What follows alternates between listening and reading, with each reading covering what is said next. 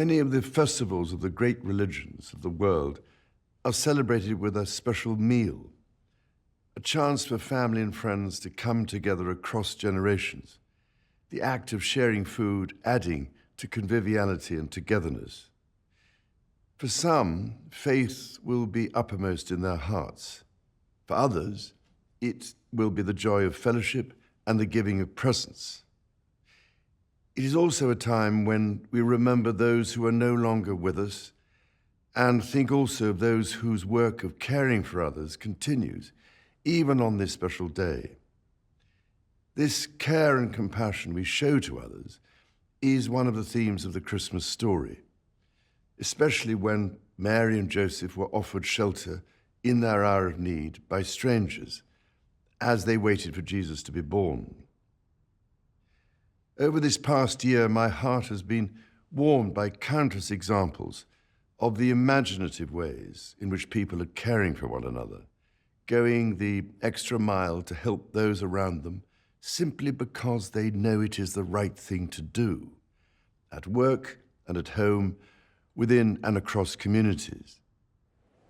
My wife and I were delighted when hundreds of representatives of that selfless army of people, volunteers who serve their communities in so many ways and with such distinction, were able to join us in Westminster Abbey for the coronation earlier this year. They are an essential backbone of our society. Their presence meant so much to us both and emphasized the meaning of coronation itself. Above all, a call to all of us to serve one another, to love and care for all. Service also lies at the heart of the Christmas story, the birth of Jesus who came to serve the whole world, showing us by his own example how to love our neighbor as ourselves. Throughout the year, my family have witnessed how people of all ages are making a difference to their communities.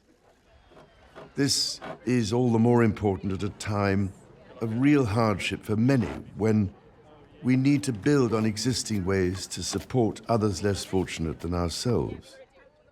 Because out of God's providence, we are blessed with much, and it is incumbent on us to use this wisely. However, service to others is but one way of honoring the whole of creation, which, after all, is a manifestation of the divine. This is a belief shared by all religions. To care for this creation is a responsibility owned by people of all faiths and of none. We care for the earth for the sake of our children's children. During my lifetime, I've been so pleased to see a growing awareness of how we must protect the earth and our natural world as the one home which we all share. I find great inspiration now from the way so many people recognize this, as does the Christmas story, which tells us that angels brought the message of hope first to shepherds. These were people who lived simply amongst others of God's creatures. Those close to nature were privileged that night. And at a time of increasingly tragic conflict around the world, I pray that we can also do all in our power to protect each other. The words of Jesus seem more than ever relevant. Do to others as you would have them do to you. Such values are universal, drawing together our Abrahamic family of religions and other belief systems across the Commonwealth and wider world. They remind us to imagine ourselves in the shoes of our neighbors and to seek their good as we would our own.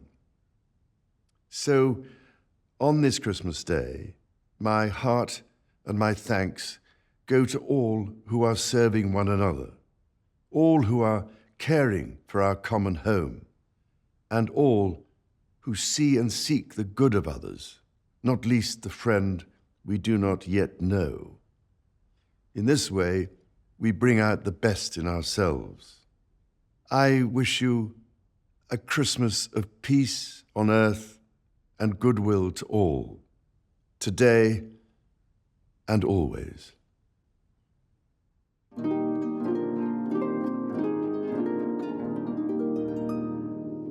Wash